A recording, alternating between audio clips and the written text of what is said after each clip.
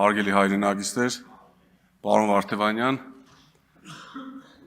մինչ ձեր մասին, այժմ փոխնախագահի տեխնոլոգիական մասով ձեր անդրադառնալը փոքրիկ համեմատած փոքրիկ ակնարկ, այսօր Հայաստանի պատմության մեջ առաջին անգամ ունենք ամոթալի իրադարձություն կապված մեր կաթողիկոսի հետ, սիրելի հայրենագիստեր, այսօրը սովորական օր չէ, այսօր պարզապես հերթական դատական նիստ չէ, որ նշանակված է, այսօր մեր հայ ժողովրդի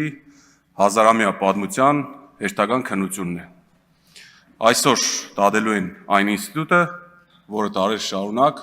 պահել է հայ ազգը, երբ մենք պետություն չենք ունեցել, ով է պահել հայ ժողովրդին, երբ Հայաստանը բաժանվել էր թշնամիների միջև, ով է պահել հայոց լեզուն, հայոց գիրը, մեր հավատն ու ազգային ինքնությունը, երբ պետականությունը կորցրել էինք, ով էր հայի տունը, երբ հայրենիք չունեինք, ճիշտ եք, դա հայ առաքելական Սուրբ եկեղեցին էր, այո, այն եկեղեցին, որի դեմ այսօր հերթական հարվածն է հասցվում, դարեր շարունակ եկել են ու անցել են պարսիկները, արաբները, սելջուկները, մոնղոլները, օսմանցիները, խորհրդային իշխանությունը, բոլորը փորձել են կոտրել հայոց եկեղեցուն, բոլորը փորձել են ծնկի բերել մայր աթոռը, բայց նրանք անցել են, իսկ եկեղեցին մնացել է,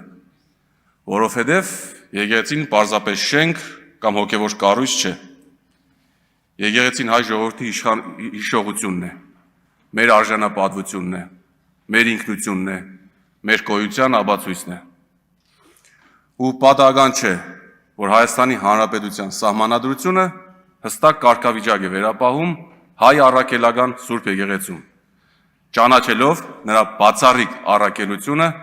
հայ ժողովրդի հոգևոր կյանքում։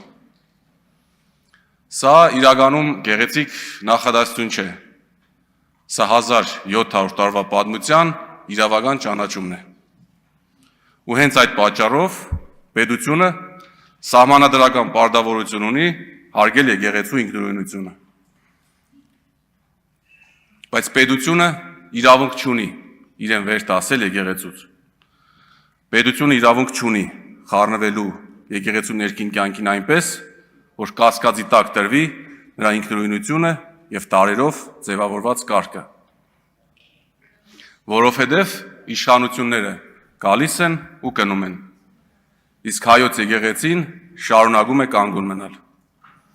Այս իշխանությունը նույնպես անցնելու է, ինչպես անցել են իրենից առաջ եղած բոլոր իշխանությունները։ Այսօր, այո, կարող եք ունենալ իշխանություն, կարող եք ունենալ մեծամասնություն, կարող եք ունենալ ուժային կառույցներ,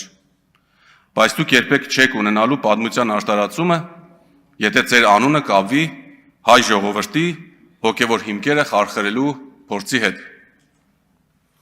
Ես ուզում եմ մի բան ասել, որը հնարավոր է շատերին դուրս չգա։ Երկրային դատավորը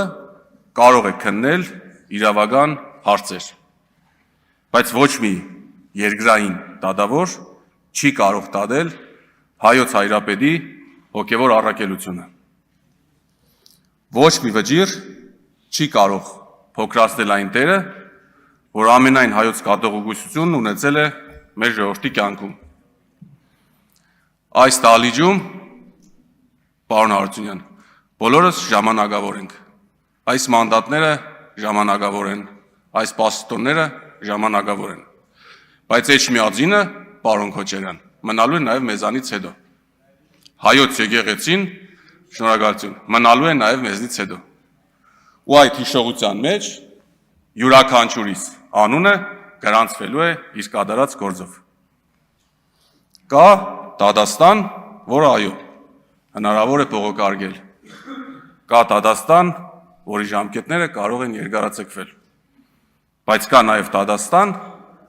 որը երբեք չի սխալվում։ Դա պատմության դատաստանն է, դա խեղճի դատաստանն է ու հավատացյալ մարդու համար նաև Աստծո դատաստանը։ Ու այդ դատաստանի առջև պաշտոն չկա, անձեռնմխելություն չկա, այդ Դադաստանի առջև իշխանություն չկա, ու մենք այդ Դադաստանի առջև բոլորս հավասար ենք։ Ուստի կոչ եմ անում բոլոր նրանց, ովքեր այսօր վաղը որոշումներ են կայացնելու, հիշեք,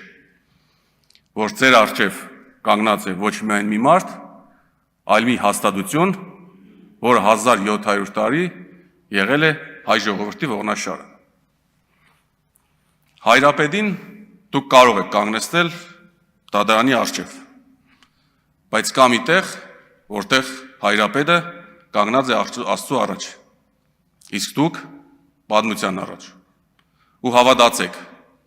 պատմության Դադաստանը շատ ավելի խիստ է, քան ցանկացած դատարանի դատավճիռը։ Սուրբ Գիրքը մեզ հիշեցնում է. Աստված կանգնում է դատավորների վրա եւ Դադաստան է անում նրանց։ Թող յուրաքանչյուր որոշում կայացնող հիշի. վերջին խոսքը երբեք մարդունը չէ։ Վերջին խոսքը Աստծունն է։ Այսօր մեր ելույթների ժամանակ, եթե չեմ սխալվում, պարոն Սարգսյանն ու պարոն Ղազինյանը երկերից փոքրիկ հատվածներ ասեցին, մի երկի փոքր 4 բառեր ես նշեմ, որտեղ նշվում է. Հայաստան աշխարհ, խաչդ չհանես։ Շնորհակալություն։ Ինչ վերաբերում է ձեզ, պարոն Վարդևանյան, ձեր տեխնացությանը,